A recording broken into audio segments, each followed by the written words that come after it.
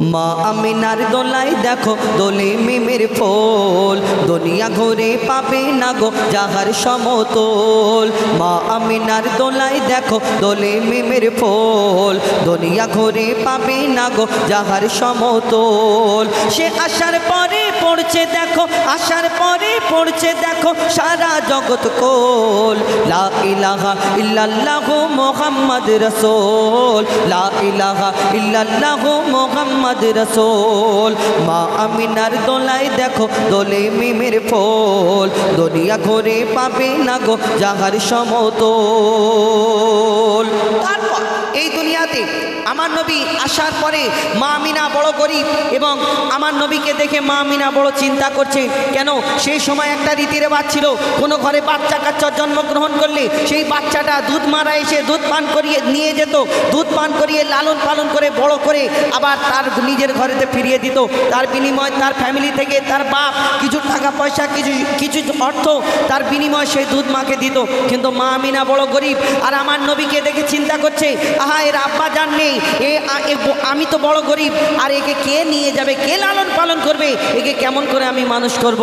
মায়েদের চিন্তা থাকে বাচ্চা কাচ্চাদের কেমন করে লালন পালন করব, সেই রূপ মা আমিনা বড় চিন্তিত। সেই দিন আমার নবী দোজাহানের বাদশাহ হুজুর পাক সাল্লাল্লাহু আলাইহি সাল্লাম তাকে নিয়ে, এবং তখন আল্লাহর তরফ থেকে কি খবর আসে মা আমিনার কাছে, কবি সেই সম্পর্কে আরো কি লিখছে দেখুন। পিতার ছায়া ছিল না মাথায় নবী জন্ম নিল যখন, পিতার ছায়া ছিল না মাথায় নবী জন্ম নিল যখন। শুধু ছিল মা আমিনা, ছিল না ভাই বোন, শুধু ছিল মা আমিনা, ছিল না ভাই বোন। জন্মকালে এতিম বলে মা আমিনা ভাবে, নবী জন্মকালে এতিম বলে মা আমিনা ভাবে।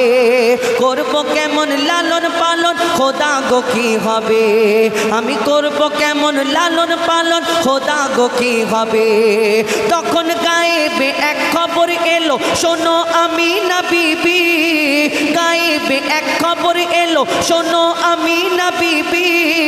তোমার কোলে নাজিল হলো খোদার শ্রেষ্ঠ নবী, আল্লাহ স্বয়ং তার লালন পালনে নিয়েছে গোবার। আর জিবরিল আমিন থাকবে গোগে ওর পাহারাদার। ও সৃষ্টিকুলের শিরোমণি, সৃষ্টিকুলের শিরোমণি আর নবী কুলের মোল, সৃষ্টিকুলের শিরোমণি নবী কুলের মোল। দুনিয়াতে যার নাম হবে মুহাম্মদ রাসূল, দুনিয়াতে যার নাম হবে মুহাম্মদ রাসূল।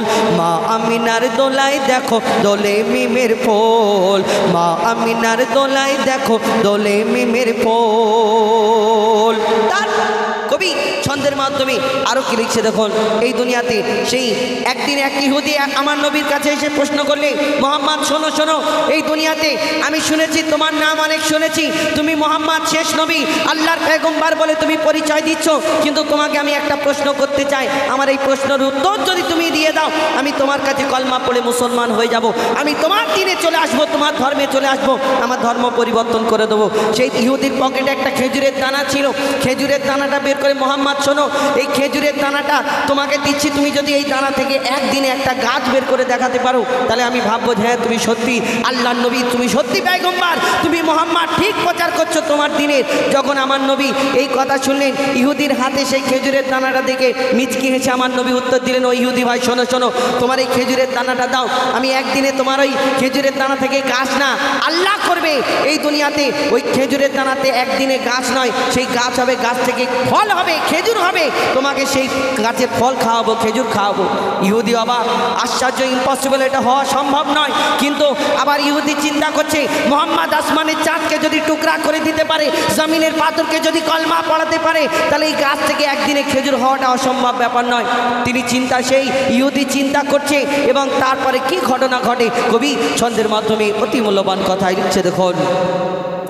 এক খেজুর দানা নিয়ে এক ইহুদি নবীর কাছে কয়, বলে তোমায় নবী মেনে নেব এই দানাতে যদি একদিনে গাছ হয়, তোমায় নবী মেনে নেব এই দানাতে যদি একদিনে গাছ হয়। আর সেই দানা নিয়ে নবী আমার মাটিতে পুঁতে হাসে, সেই দানা নিয়ে নবী আমার মাটিতে পুঁতে হাসে, বলে এই দানারি ফল খাবে গোকাল ইহুদি তুমি এসে, এই দানারি ফল খাবে গোকাল ইহুদি তুমি এসে। আর ভাবে ইহুদি সত্যি যদি এই দানাতে গাছ হয়ে যায়, ভাবে ইহুদি সত্যি যদি এই দানাতে গাছ হয়ে যায়, সেই ভয়েতে গভীর রাতে ইহুদি সেই দানা চুরি করে তুলে নেয়, সেই ভয়েতে গভীর রাতে ইহুদি দানা চুরি করে তুলে নেয়, সেই ভয়েতে গভীর রাতে ইহুদি দানা চুরি করে তুলে নেয়। পরের দিনে সেই ইহুদি নবীর সাথে গাছ দেখতে যায়। হাজি এ মোহাম্মদ চলো চলো, তোমার গাছ কোথায় বেরিয়েছে আমি দেখি। সে হাসছে, চিন্তা করছে খেজুরের দানা তো পকেটে আমি ঢুকিয়ে নিয়েছি, গাছ হবে না। আমি মোহাম্মদকে এই আরব দেশেতে মরুভূমির বুকে সবাই সামনে আমি বেইজ্জত করব। কালকে আমি পরীক্ষা দিয়েছিলাম, মোহাম্মদ হেরে গিয়েছে, কিন্তু আল্লাহ বলে থামো, তুমি যতই যা মনে চিন্তা করো, আল্লাহ সেদিন তার কি কুদরত দেখায় এবং আমার নবীর সম্মান ইজ্জত তো সেদিন আল্লাহর হাতে। সেদিন কি ঘটনা ঘটে কবি ছন্দের মাধ্যমে আরো কি লিখছে দেখুন। পরের দিনে সেই ইহুদি নবীর সাথে গাছ দেখতে যায়, গিয়ে দেখে সেথায় গাছ হয়ে ফল ভরে রয়। নিজের হাতে নবী তাকে, নিজের হাতে নবী তাকে সে গাছের খেজুর খেতে দেয়, নিজের হাতে নবী তাকে সে গাছের খেজুর খেতে দেয়।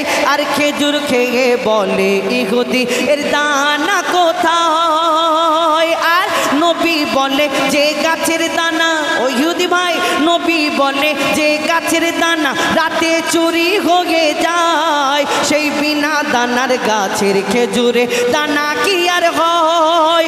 ইহুদি তখন স্বীকার করে, ইহুদি তখন স্বীকার করে মোর নবীর কাছে ভুল, ইহুদি তখন স্বীকার করে মোর নবীর কাছে ভুল। আর কি বলে, তুমি খোদার সত্যি নবী মুহাম্মদ রাসূল, তুমি খোদার সত্যি নবী মুহাম্মদ রাসূল, পড়ে নাই লা ইলাহা ইল্লাল্লাহ মুহাম্মদ রাসূল।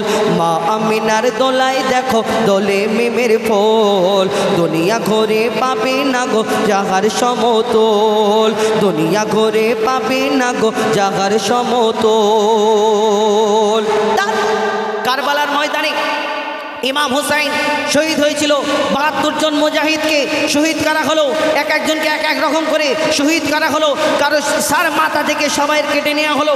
ওই ৭২ জন মুজাহিদের ওই লাশের উপরে ২২,০০০ ঘোড়াকে দৌড় করিয়েছিল। কারো দেহ ছিন্ন ভিন্ন, কারোর হাত একদিকে কেটে পড়ে আছে। তো কবি সেই কারবালার ময়দানে ইমাম হুসাইন যখন কারবালার ময়দানে ইমাম আব্বাসকে আওয়াজ দিল, সেই দিন আওয়াজ পেল না, দুবার তিনবার পরে আসমানের দিকে তাকিয়ে একবার আওয়াজ দিয়েছিল। সেদিন কি ঘটনা ঘটেছিল শেষ কথার মাধ্যমে কবি পাক পাঞ্জাতন আহলে বায়াত সম্পর্কে অতি মূল্যবান কথায় শেষ কথার মাধ্যমে আর কি লিখছে দেখুন। কাসেম যখন কারবালা থেকে ফিরে এলো না আর, ইমাম হোসেন খুঁজতে থাকে কাসেম কোথায় তার, ইমাম হোসেন খুঁজতে থাকে কাসেম কোথায় তার। তিনবার হোসেন যখন কাসেম নামে ডাকে, তিনবার হোসেন যখন কাসেম নামে ডাকে, কাসেমের কোনো আওয়াজ এলো না ওই কারবালা থেকে, কাসেমের কোনো আওয়াজ এলো না ওই কারবালা থেকে।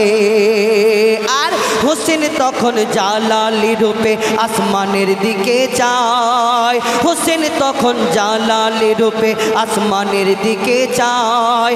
আমি দিনের ইমাম হুকুম দিলাম কাসেম তুমি কোথায়, আমি দিনের ইমাম হুকুম দিলাম কাসেম তুমি কোথায়। চারদিক থেকে আওয়াজ এলো এই তো কাসেম তোমার, চারদিক থেকে আওয়াজ এলো এই তো কাসেম তোমার। দেখো চারদিকে চার হাত পা কাটা ছিন্ন দেহ আমার, এই দেহ ছিন্ন ভিন্ন করা হয়েছিল সেদিন। এক একজনের কারোর হাত একদিকে পড়েছিল, কারোর মাথা একদিকে পড়েছিল, ছিন্ন ভিন্ন করা হয়েছিল। 22,000 ঘোড়াকে ওই 72 জন মুজাহিদের লাশের উপরে সেই দিন দৌড় করিয়েছিল। আরও কেমনভাবে অত্যাচার করলো কবি ছন্দের মাধ্যমে। আরও কি লিখছে দেখুন, চারদিক থেকে আওয়াজ এলো এই তো কাসেম তোমার, দেখো চারদিকে 4 হাত পাকাটা চিহ্ন দেখো আমার। আর হোসেনের ডাকে কাসেমের কাটা দেখো যদি সাড়া দিতে পারে, হোসেনের ডাকে কাসেমের কাটা দেখো যদি সাড়া দিতে পারে। আর কার এত সাধ্য ছিল হোসেনকে শহীদ করে, তবে হোসেন একাই করে দিত, হোসেন একাই করে দিত এজিদ সেনাদের নির্মূল, হোসেন একাই করে দিত এজিদ সেনাদের নির্মূল। আহলে বায়াত শহীদ হলো নামে মোহাম্মদ রসুল, আহলে বায়াত শহীদ হলো প্রেমে মোহাম্মদ রসুল। ইমাম হোসেন শহীদ হলো নামে মোহাম্মদ রসুল। মা আমিনার দোলায় দেখো দোলে মিমের ফুল, দুনিয়া ঘুরে পাবে না গো যাহার সমতল। মা আমিনার দোলায় দেখো দোলে মিমের ফুল, দুনিয়া ঘুরে পাবে না গো যাহার সমতল। সে আসার পরে পড়ছে দেখো সারা জগৎ কোল, লা ইলাহা ইল্লাল্লাহ মুহাম্মদ রাসূল, লা ইলাহা ইল্লাল্লাহ মুহাম্মদ রাসূল, লা ইলাহা ইল্লাল্লাহ মুহাম্মদ রাসূল। শুনুন, এটি ফরমাইশ মোতাবেক গজল। আরও একটি আপনাদের সম্মুখে পরিবেশন করে শোনাবো ইনশাল্লাহ। তারপরে আবার আমরা ডুয়েট কণ্ঠে